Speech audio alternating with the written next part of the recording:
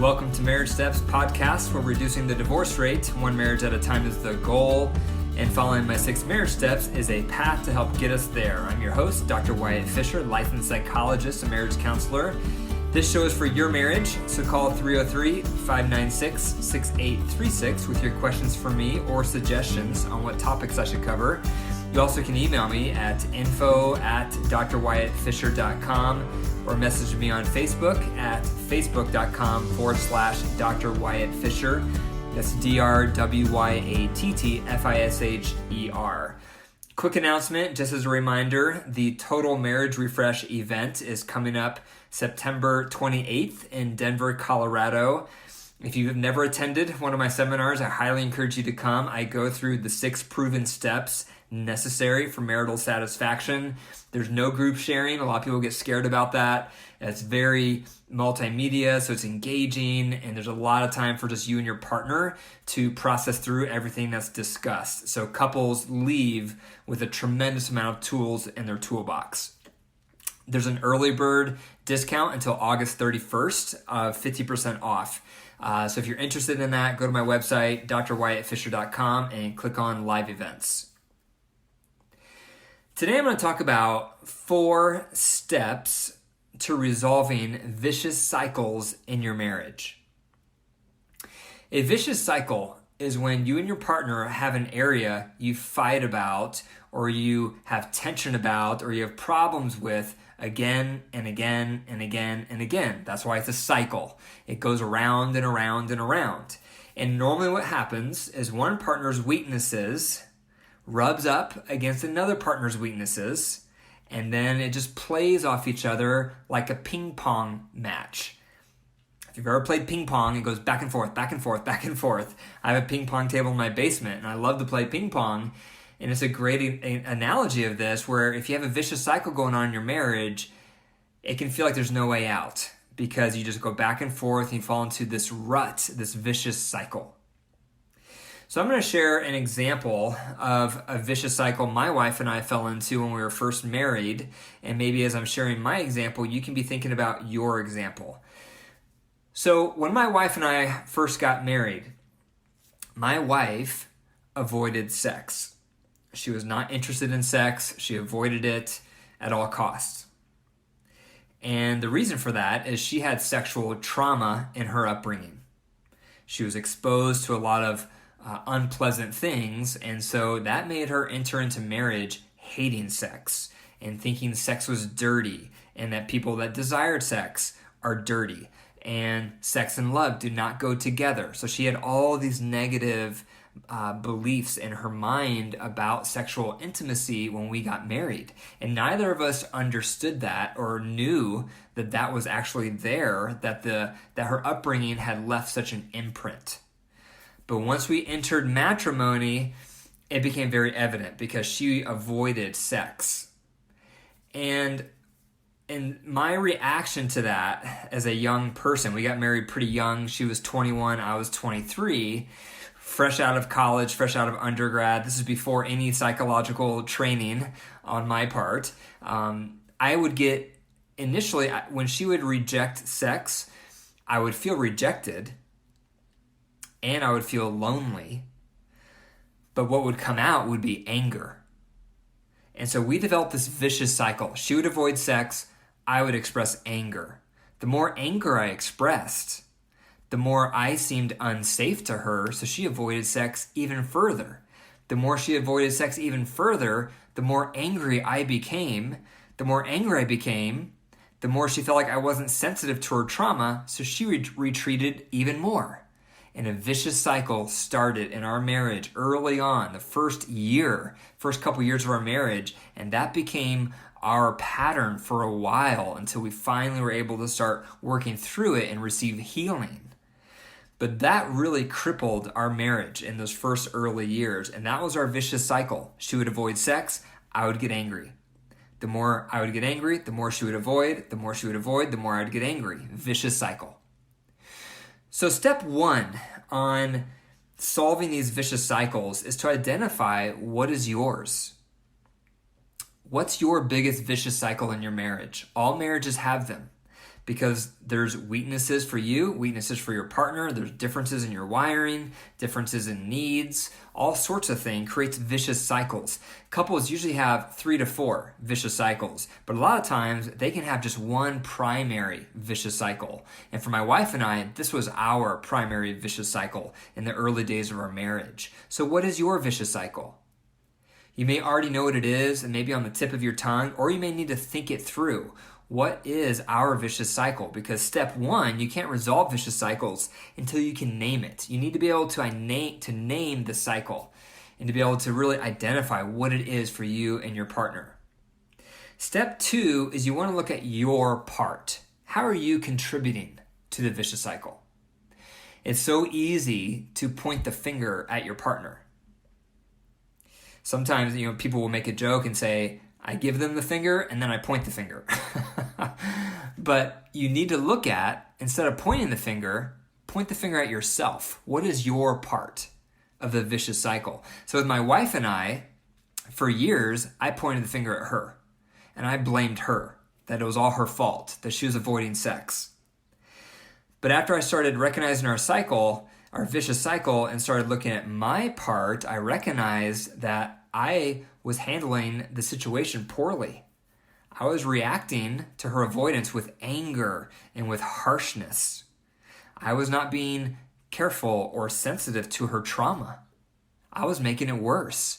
And so I had to take ownership for my piece, for my part, and that is the part that I can control. So what's your part? What's your part of the vicious cycle? How are you contributing to it? How are you reacting to it? Don't be a victim to the vicious cycle in your marriage. Take ownership for your part, your side of the equation. You may think your partner is more to blame than you, and maybe that's right. Maybe that's correct. Maybe that's accurate. However, most likely you're making it worse by doing something.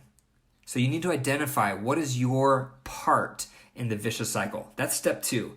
Step 3 is you want to identify what is your partner's part. What's their part of the vicious cycle?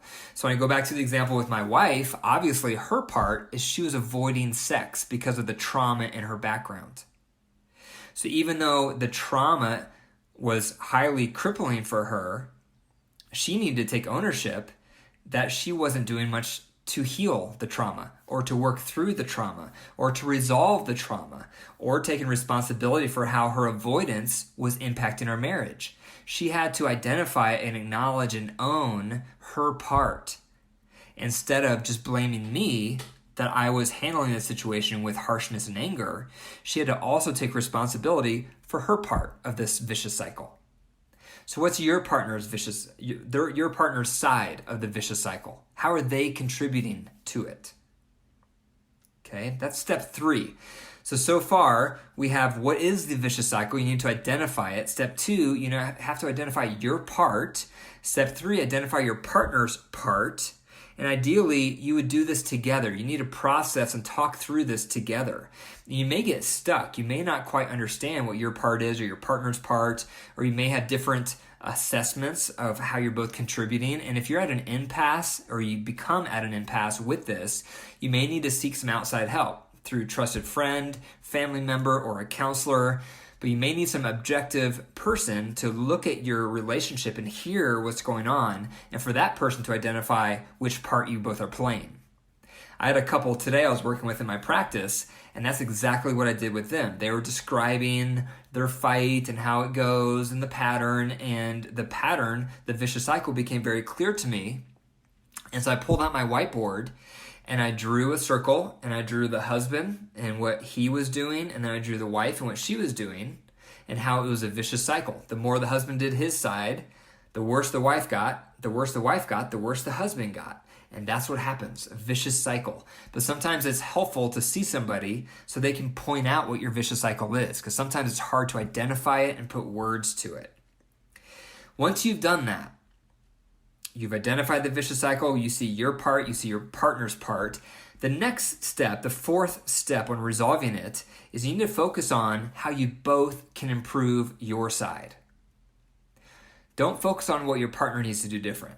because that's our natural instinct. Focus on what you can do different. What's your side, the part that you can control and that you can influence. So if we go back to my example in my marriage, in my early years of my marriage, my part is that I had to learn how to share my tender feelings with my wife on how I was feeling with the lack of sexual connection in our marriage. I had to learn, instead of becoming harsh and angry, I had to learn how to express what I was feeling underneath the anger, the tender underbelly. I had to work on expressing my feelings of hurt, of rejection, of loneliness, without it turning into an attack on her. That was one thing I had to learn to do. The second thing I had to learn to do was become more supportive and sensitive with her trauma, and how hard it must be for her to want to need to work on this area of sexual connection that's so traumatic, and how hard that must be for her. I had to learn how to become empathic and supportive, and not just to be thinking of my needs, but to also simultaneously be thinking about what it would be like for her.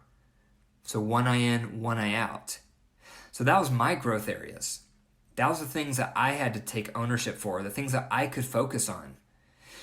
For my wife, what she had to focus on is to start facing her trauma instead of running from it.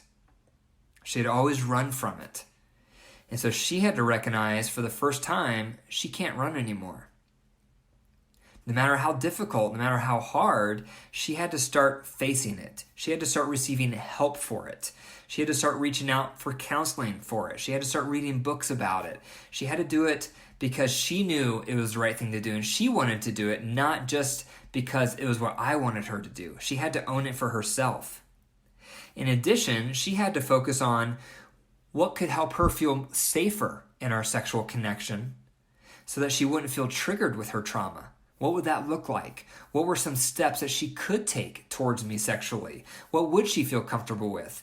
Instead of focusing on all the things she could not do, she had to learn to focus on what she could do and what she would feel comfortable with that wouldn't re-traumatize or trigger her, or at least reduce the risk of those things happening. What could be some starting points for her instead of all or nothing? So that was her growth areas that she had to take responsibility for. So what are yours? How can you improve your part in your vicious cycle with your partner? How can you get better? How do you need to approach it different? What do you need to improve in? And likewise with them, how do they need to improve? What do they need to get better in? Have this conversation with your partner. Ideally, you can work through this and talk through this. But again, if you can't, if you get stuck, talk with a trusted family or friend member, or talk with a counselor to help them work through with you your growth area and how you can get better. And that's what I did with the couple I was working with today. When we were talking with the husband, we identified one concrete thing he can start doing to improve his side of the equation. And likewise, we did the same thing with the wife. What's one concrete thing she can start doing to improve her side of the vicious cycle? And that's a great feeling, because then not one person is the villain. Both people are contributing. Therefore, both people can work at solving the vicious cycle. So those are the 4 steps to resolving the vicious cycle that all marriages can fall into. 1 is, what are your vicious cycles? What's the primary one? 2, what's your part in that vicious cycle? 3, what's your partner's part? And then 4, how can you both start improving to start dissolving that vicious cycle that's harming your relationship? Thank you for listening to the Marriage Steps podcast. For more marriage resources, go to my website, drwyattfisher.com. That's drwyattfisher.com. If you enjoy the podcast, please subscribe, leave a review, and share it with your family and friends. And if you believe in my mission to reduce the divorce rate and would like to keep the Marriage Steps podcast on the air, please consider becoming a monthly supporter by going to patreon.com/marriage steps. That's patreon.com/marriage steps. Take care.